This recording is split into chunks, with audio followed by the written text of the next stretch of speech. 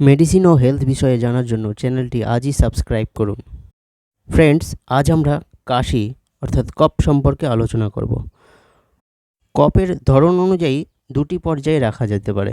একটি হলো ড্রাই কফ অর্থাৎ শুকনো কাশি এবং অপরটি হলো ওয়েট কফ বা ঘরঘরে কাশি। আজকের ভিডিওতে আমরা শুকনো কাশি সম্পর্কে কিছু মেডিসিনের কথা বলবো, যে মেডিসিনগুলো ব্যবহার করে আপনার শুকনো কাশিকে ভালো করতে পারবেন।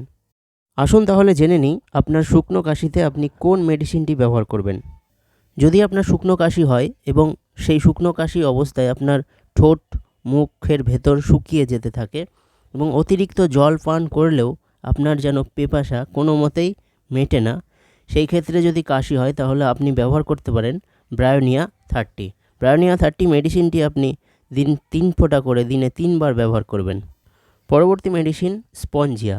যখন আপনার বুকটা সাঁই সাঁই শব্দ করে এবং তার সঙ্গে কাশি হয় আর গলার ভেতর যেন সুরসুর এবং জ্বালা করতে থাকে এবং সেই কাশি শুলে পরেই বেড়ে যায়, সেই ক্ষেত্রে আপনি স্পঞ্জিয়া মেডিসিনটি ব্যবহার করবেন।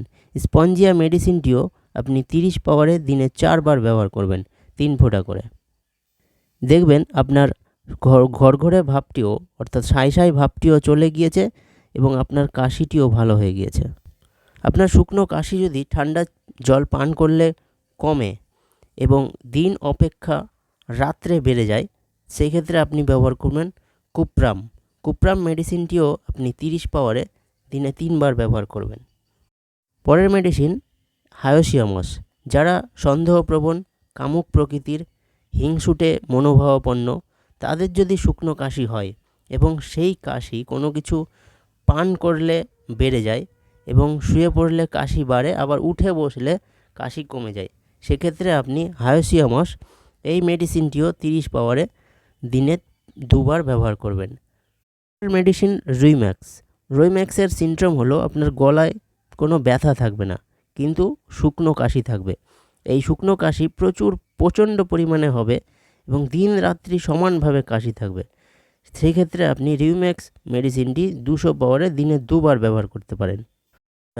যদি আপনার কাশি দিনে থাকে এবং সেই কাশি খাবার কোনো আহার গ্রহণ করার পরেই বাড়ে, তাহলে আপনি ব্যবহার করতে পারেন স্ট্যাফিসেগ্রিয়া।